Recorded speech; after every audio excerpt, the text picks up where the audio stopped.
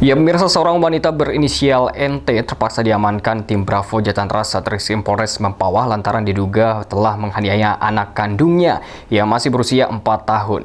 Akibatnya, bocah tersebut mengalami memar di bagian kepala, bahkan kakinya patah.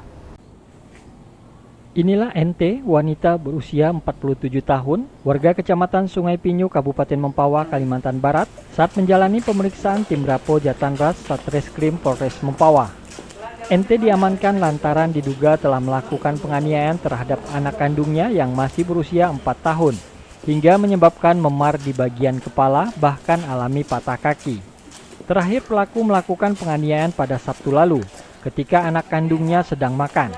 Saat itu pelaku sembari memukul korban dengan menggunakan sendok, namun saat ayah korban menghentikannya, pelaku tidak mengindahkan.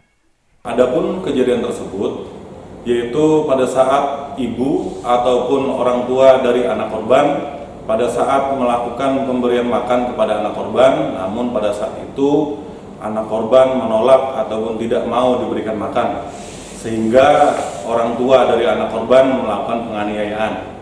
Penganiayaan tersebut berupa memukulkan alat makan berupa piring, seng, kemudian juga sendok yang dipukulkan kepada anak korban di bagian kepala dan di bagian badan anak korban. Dengan kejadian tersebut, anak korban mengalami penganiayaan. Kemudian setelah itu orang tua dari anak korban, bapaknya, yaitu suami dari tersangka, awalnya menegur bahwa tersangka jangan melakukan hal tersebut.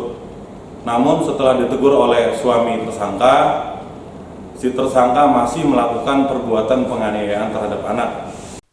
Sementara suami pelaku sekaligus ayah kandung korban menceritakan, Haryanto meminta penegak hukum untuk menghukum istrinya seberat mungkin. Seumur hidup. Setimpal lah ya Pak ya? Iya.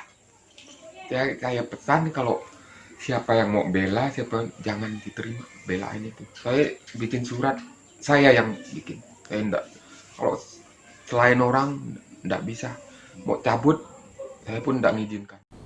Untuk mempertanggungjawabkan perbuatannya, pelaku terancam dengan Undang-Undang Perlindungan Anak dengan ancaman 20 tahun penjara. Dari Mempawah, Kalimantan Barat, Uun Yuniar, iNews melaporkan.